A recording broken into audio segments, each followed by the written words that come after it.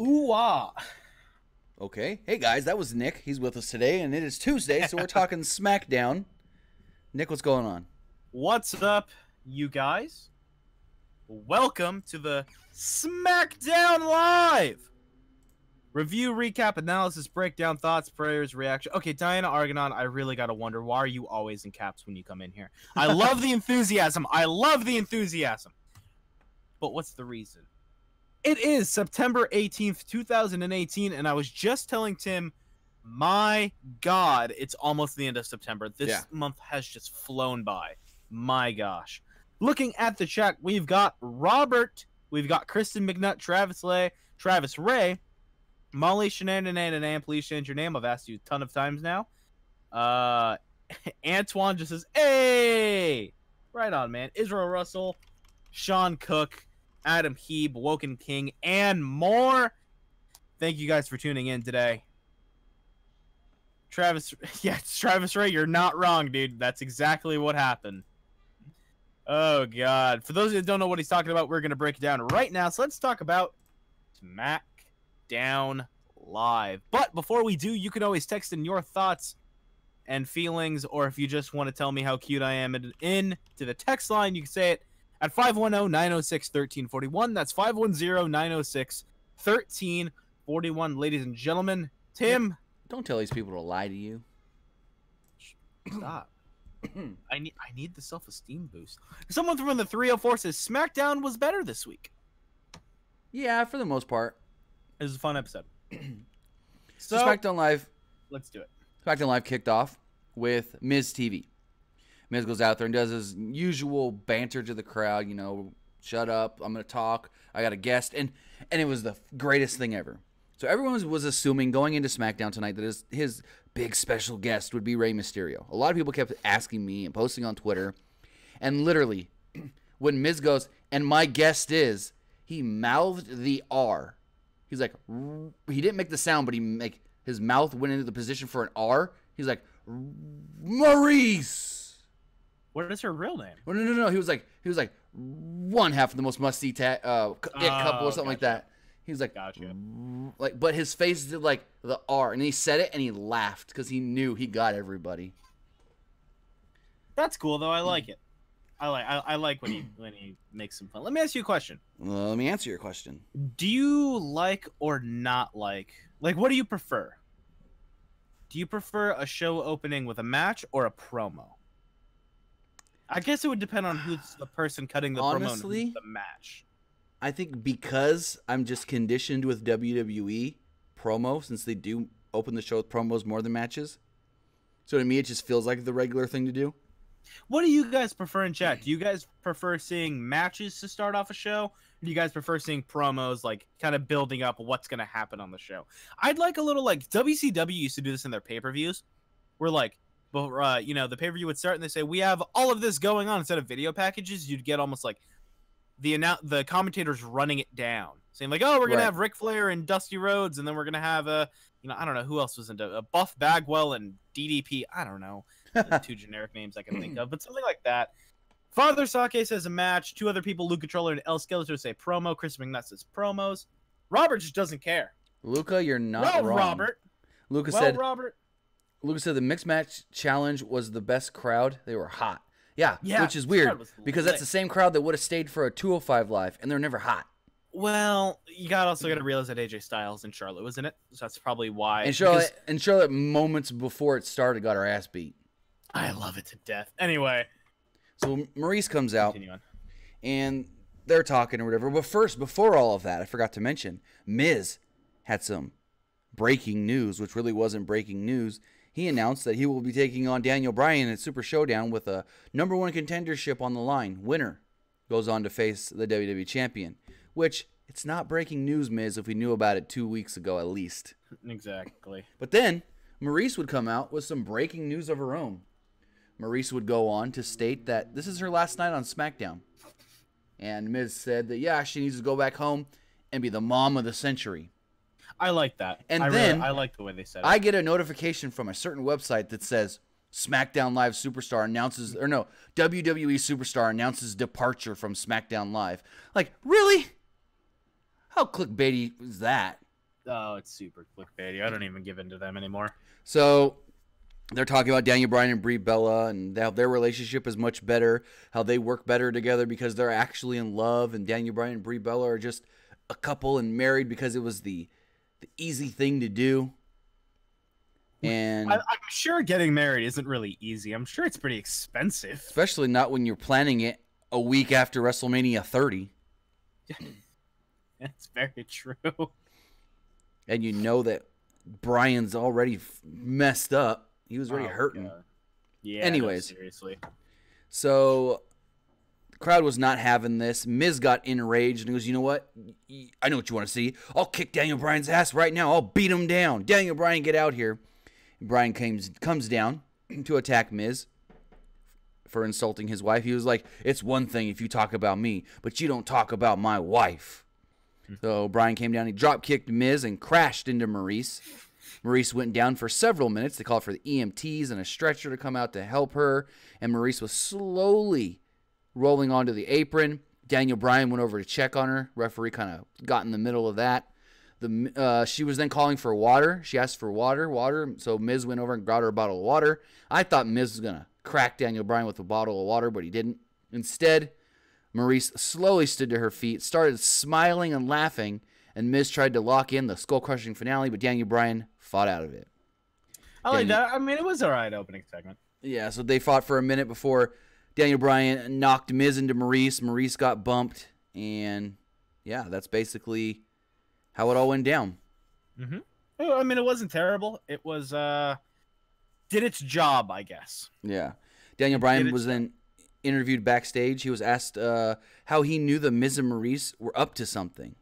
Bryan noted that he knows Miz's tricks, and he knew that they had some type of plan. Not only is he going to punch the Miz in the face at Super Showdown, but he's going to punch his ticket to a WWE Championship opportunity. That's funny, because I have to buy a train ticket as well. So, we then see the New Day walking backstage. The Who Day. The New Day, two of them, Xavier and Big E were dressed as, I guess you could say, Australian explorers, if that's the right term to use. Crocodile hunters. Crocodile Dundee? Is he the... No, Steve Irwin's dead. Steve Irwin's the crocodile hunter, mate. Who's Dundee? The guy from the movie.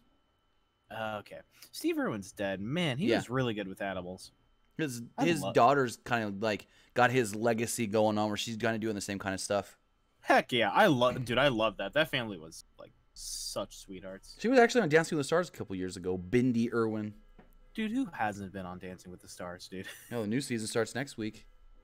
Do you watch that show? I might this month because there's a couple like radio people that I listen to that are actually going to be on. Oh, okay, I get you. So, anyways. Is Howard Stern the judge of that? No, he was the judge of America's Got Talent, but not anymore.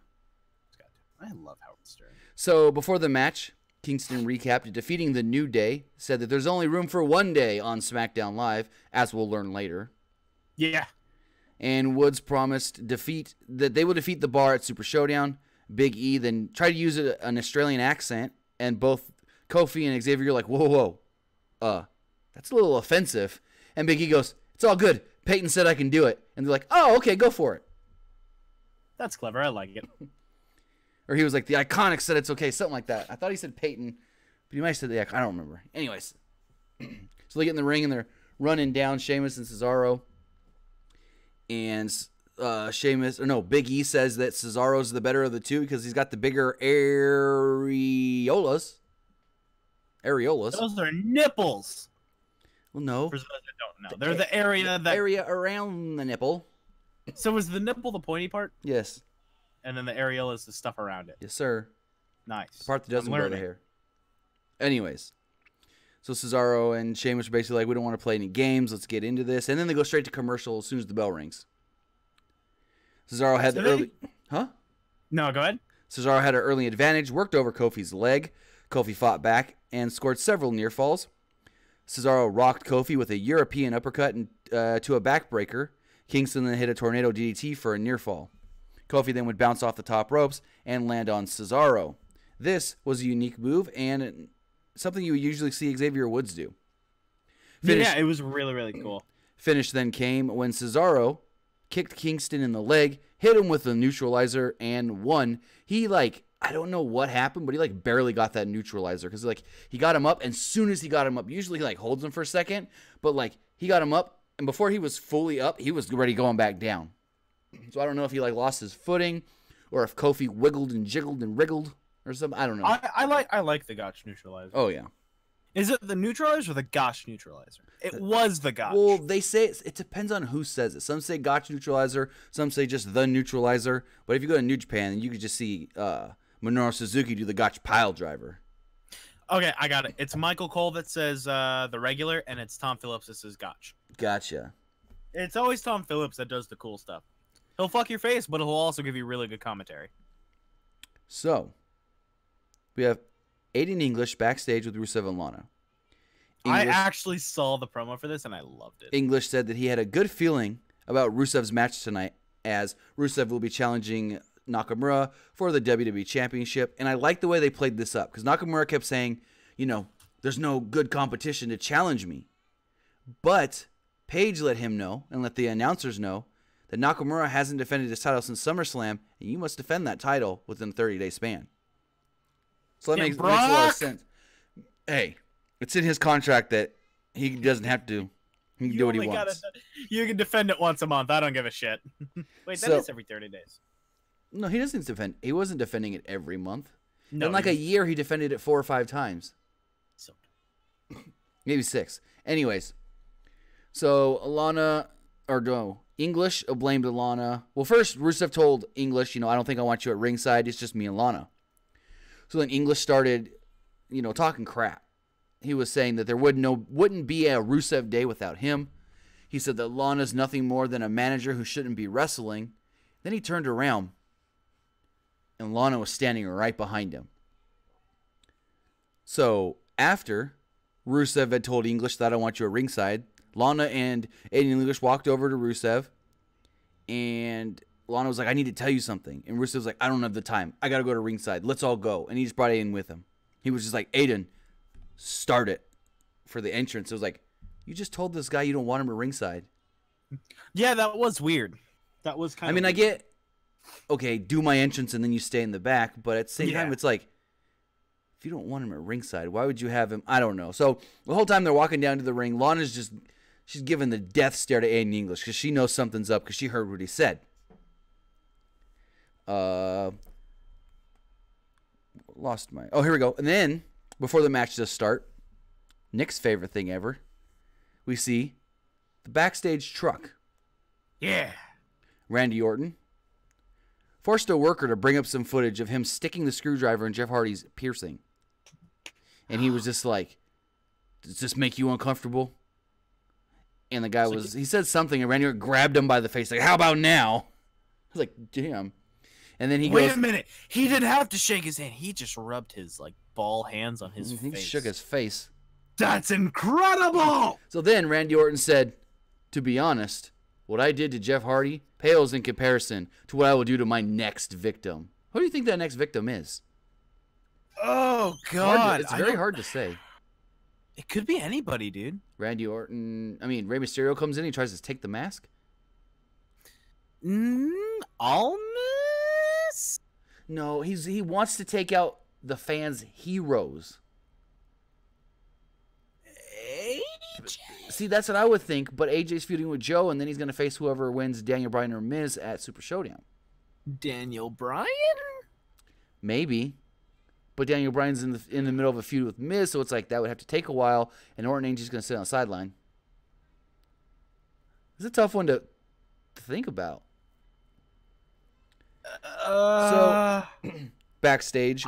I guess Ray would make the most sense, be a cool way, but would Ray have to lose his first feud? That's what I was thinking. If you're going to do this thing where Randy Orton keeps defeating and taking out your heroes until you get this big hero that finally gets the good rub, And I think Ray should be the big hero. I just don't think if he's going to do this thing where I'm going to, brutalize and defeat all your heroes, he shouldn't lose the second hero in or whatever you want to call it. If they only want to go 3 heroes, the next hero is going to lose, and then bring someone Ray big is in. the third one, and then Right. Ray can be the the underdog, but I don't know who the second. I mean, maybe Brian. No, not R-Truth. I mean, he's not that over. People won't care. Yeah. People really liked Jeff Hardy. Exactly. People I mean, there was a a built-in thing there. They built it in to where he screwed him out of the U.S. title, basically. Maybe Nakamura can drop the U.S. belt and then just feud with Randall. Well, I'm looking at the SmackDown roster really fast. And, I mean... I don't know, man. It's a weird call. Yeah, to say heroes when there's really no... Colby Duran says Daniel or maybe Randy cost AJ the title. I don't think he should cost AJ the title because that would make the feud with him and Joe, with AJ and Joe, that is really, really lackluster and mean nothing.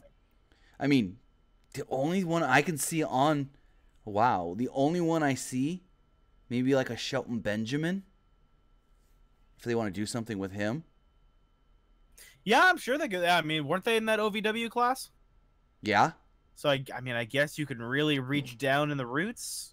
I don't know if they did anything at OVW. The only, like, not, like, the only guy from, like, you would call your heroes from, like, the past, I guess you could say, on that roster, you got Daniel Bryan, who's been around forever.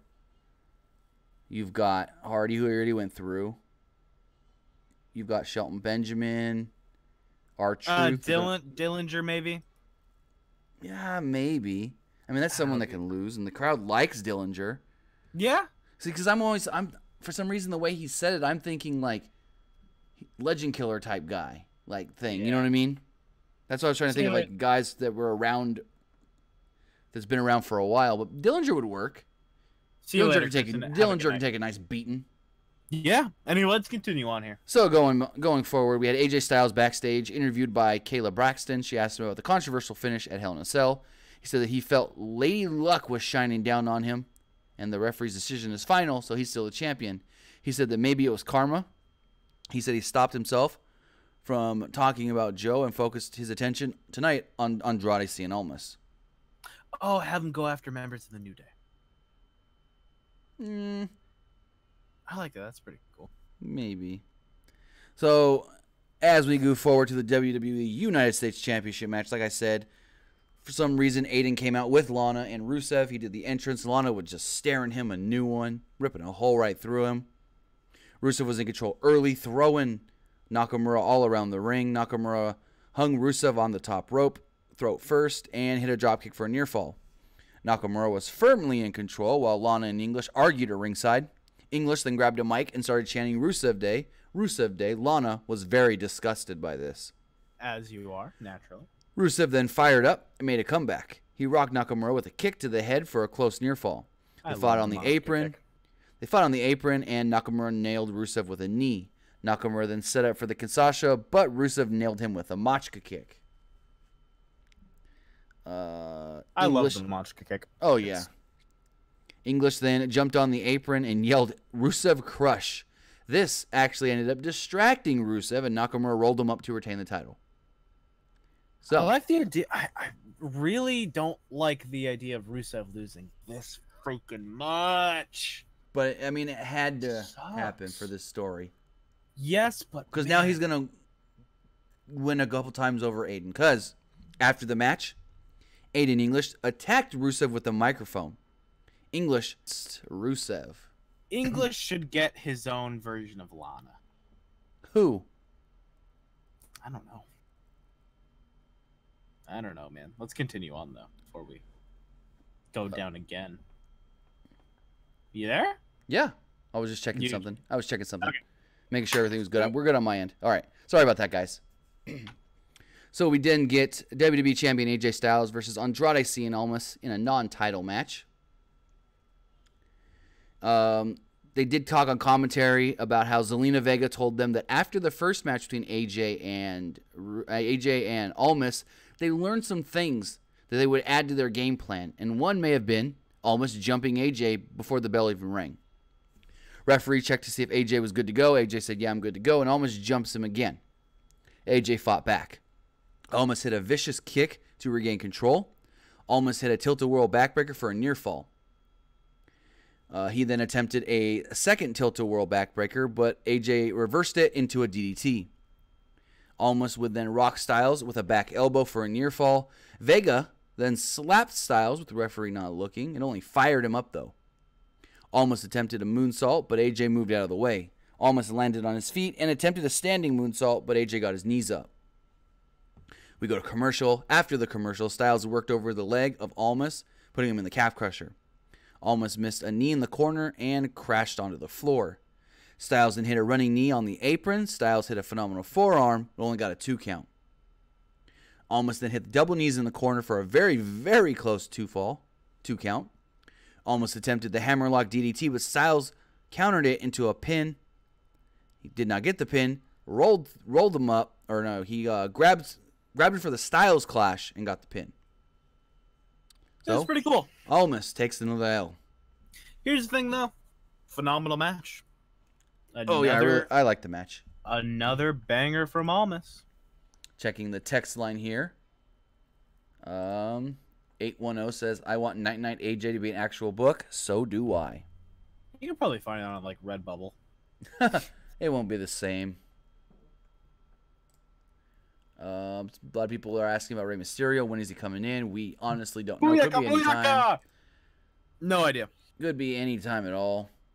I've got the worst hiccups right now. Jeez. 646. I don't think this would work. Where he says Randy's next victim can be Shane McMahon. That dude's already taken a beating. He can't take much more. But it would work if Shane was around every week. Yeah, I mean, maybe he can come back one week and like do something really, like announce like a really cool match or something. Yeah. And then the next week he comes out, he's like, "How about I do it again? Oh, RKO!" Something like that. We'll see.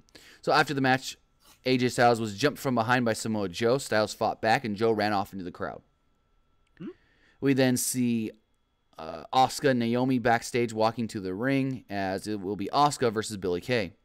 Before the match, the Iconics called Naomi and Asuka the odd couple. They also mocked their dancing style, with Peyton Royce trying to do the floss, but she was more of humping the air than anything. As you do sometimes. So Naomi would come down, Asuka would follow, and the match started where Kay gained the early advantage when Royce distracted Asuka. Billie Kay rocked Asuka with a big boot for a near fall. Asuka then applied the Asuka lock and got the victory out of nowhere. Pretty quick match. We then learned that the 4 will be going head-to-head. Well, tag team match at Super Showdown. It will be the Iconics against Naomi and Asuka. And Corey Graves kept saying that the Iconics have the hometown or home field advantage, as it is in their home country of Australia. Can I tell you something really weird? What? It's so weird watching WWE set up matches that we know for a fact are taking place. What do you mean? It's just weird watching them set up matches that they already announced. You know what I mean? Like they were setting up this whole like Asuka coming out to help to imply that, all right, now they're going to have the match there, but they already had announced. It's really weird. Yeah, I know what you're saying. This one wasn't as bad as the other ones, because the other ones, like, we knew. This one, I think they had said it, they mentioned it, but it wasn't as prominently mentioned as before. It was like the other matches. Thank you. So, I agree. General Manager Paige comes out to introduce the new SmackDown Women's Champion, Becky Lynch, for her championship celebration. Yep. Fans broke out in a "You Deserve It" chant as Becky is holding the new title not new title, but her new title in the middle of the ring. Lynch said that she's not going to be left off the magazine covers or the talk shows anymore. She noted that she doesn't need balloons to have a big celebration. And then she called out Charlotte. So she calls out Charlotte. Charlotte comes down. And then she basically says, "Why are you out here to take my spotlight?" Well, dummy, you called her out here. Yeah, seriously. So Charlotte came down to the ring. She promised Paige that she wasn't here to fight. Paige then left. Flair said that Lynch was the better woman, and she only wanted to come out here to congratulate her for winning. Flair said that Lynch threw away a friendship. She again used the line of, "I don't know who I'm looking at. You're not the best friend that I thought you were. Flair promised to win the title back at Super Showdown. Flair noted that it took Lynch 2 years to get that title back, but she could lose it in one night. Lynch said that she stopped listening after Flair said she was the better woman. So there's a spot here where Becky says a line. I think it was that line. And before Charlotte can say anything, like Charlotte just smiles and Becky goes, "Shut your mouth, I'm talking." She wasn't even saying anything. You were the one talking, Becky. Yeah, I know. It was kind of weird.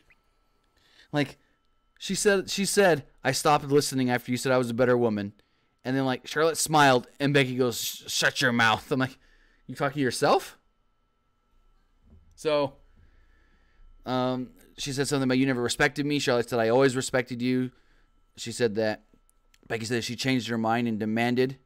She goes, at Hell in a Cell, I didn't want you to shake my hand, but right now, I want you to raise my arm and put the title around my waist. Carl then chanted for Becky. Becky then says, "You know what? Never mind. Just call me Queen." I dig it. Good delivery on that line when she said, very, very she's good like, delivery. "Just call me Queen."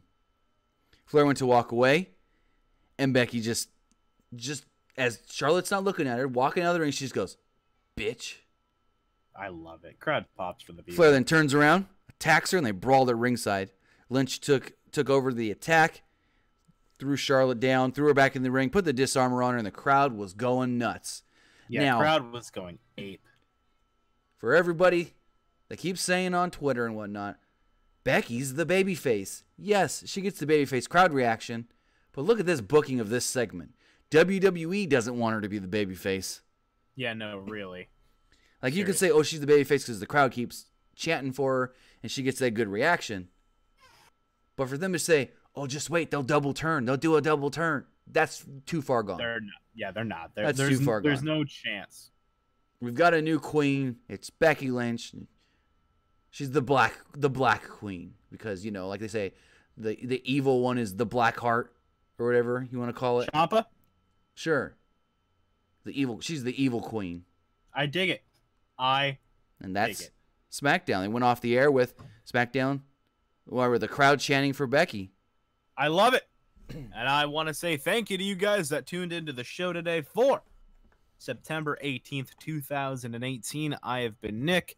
You can follow me on Twitter at PWU_Armstrong. Yikes. What? You got right up on the mic. Yeah, you can follow me on Twitter at PWU_Armstrong. You can follow us on Twitter at PWUnlimited, Facebook.com/ProWrestlingULTD. Right here on YouTube, of course. Check out our good friends Sean, Jimmy, and Melissa and all the other fine folk over at Fightful.com, as well as at Fightful Online. Tim, where can they find you? Find me on Twitter at TimmyBuddy, and we will be live again tomorrow night. Tomorrow night with the PW Unlimited podcast. We're going to do a little bit of fantasy booking for the upcoming WWE World Cup tournament. At the Crown Jewel pay-per-view. Yep. Thank you, folks. We'll see you tomorrow night. What time? Probably 9 Eastern. 9 Pacific. 9 Pacific. Awesome. 9 Pacific, guys. Have a great night. Maybe 8:30. We'll let you know. You'll get that notification that says we'll be live. I like the way YouTube does it now, where it says, so and so will be live in 30 minutes. So I dig it. You'll know. Thanks a lot, guys. We'll Have a see you good tomorrow night.